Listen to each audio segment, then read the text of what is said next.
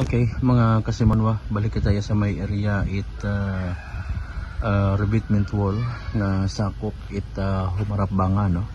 Kung nagligad nga to nga nakabisita kita iya sa area, nakita naton may mga tawo pa nga naga obra ginatinghaan nga masapar kumbaga rong lugar sa dugang pa nga pagkasamad. Pero nakabaton kita information nga rong nasamad nga parte hay nasamad pagid tapat. Tanaw na binaton kung ano pagid ng sitwasyon mga kasimanwa.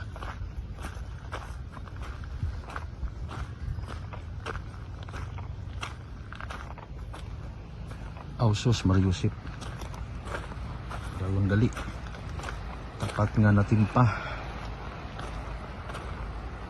aroy bahaw ay aragoy.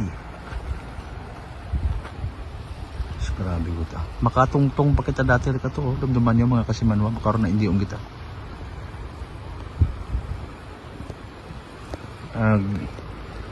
Delikado na yung arang partigon ito bitbint wall, no?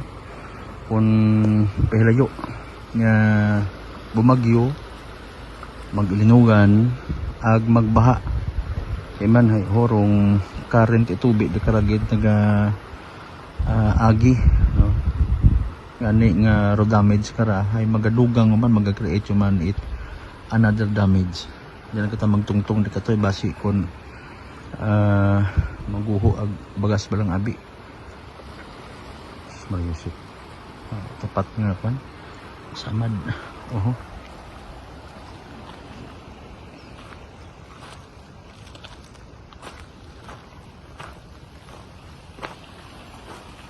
Daya kat dati nga itong ginagtunan natin yung tambakan parang yung anang pinakapader.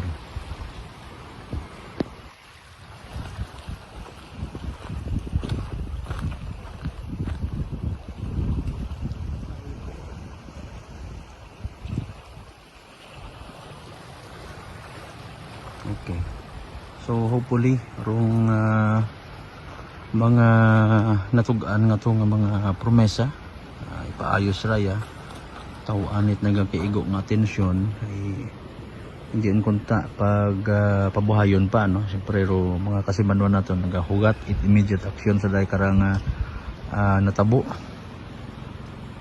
mga kasimanwa natimpaw kita.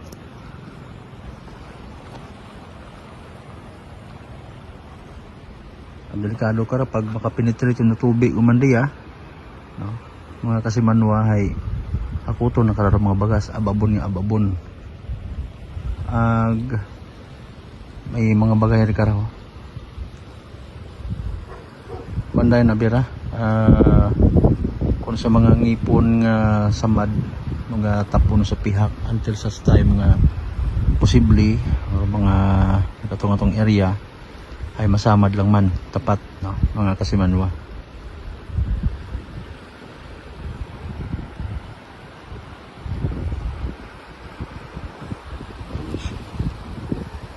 Sa area it mubo may makaray man yung sitwasyon pero ibaroan ng kuan, no. Kita natin mga kasimanwa ron pagkawasak kumpara di kara.